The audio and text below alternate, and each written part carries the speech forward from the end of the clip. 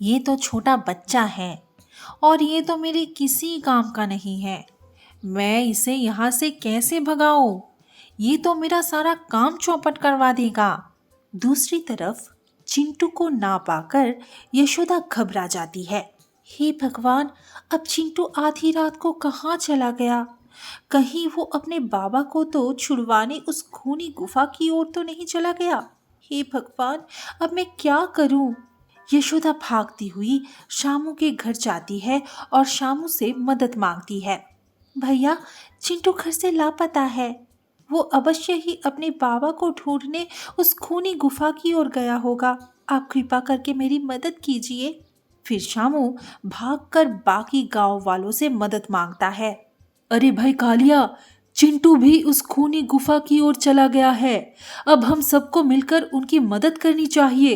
अगर एक बच्चा अकेला जंगल में उस खूनी गुफा में जाने की हिम्मत दिखा सकता है तो हमें अपने आप पर ही शर्म आनी चाहिए।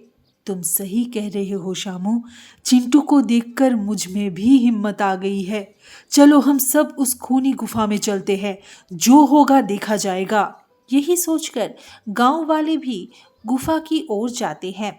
दूसरी ओर वो चुड़ैल चिंटू को वहां से डराकर भगाने की कोशिश करती रहती है, परंतु चिंटू अपनी जगह से नहीं हिलता। अरे मूर्ख बालक, तुझे मुझसे डर नहीं लगता? मैं तुझे कच्चा ही खा जाऊंगी। मैं तुझे आखिरी बार बोल रही हूँ, यहाँ से चला जा वरना अच्छा नहीं होगा।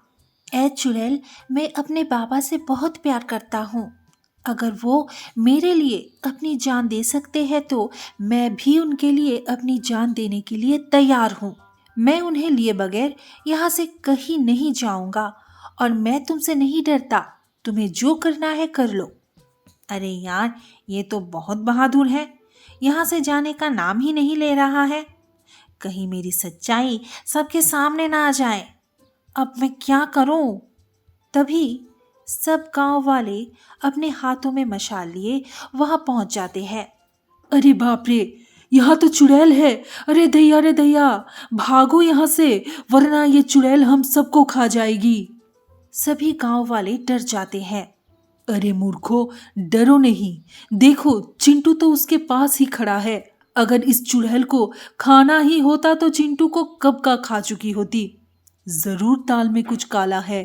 तभी सब गांव वाले चिंटू के पास जाकर खड़े हो जाते हैं।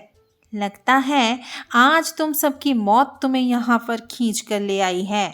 ए चुड़ैल, चिंटू को देखकर हम सब में भी हिम्मत आ गई है।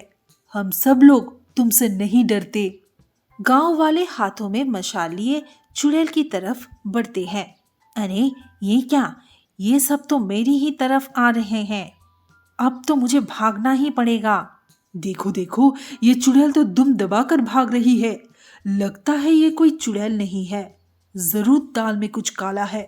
चलो इसका पीछा करते हैं। सब गांव वाले चुड़ैल का पीछा करते हैं।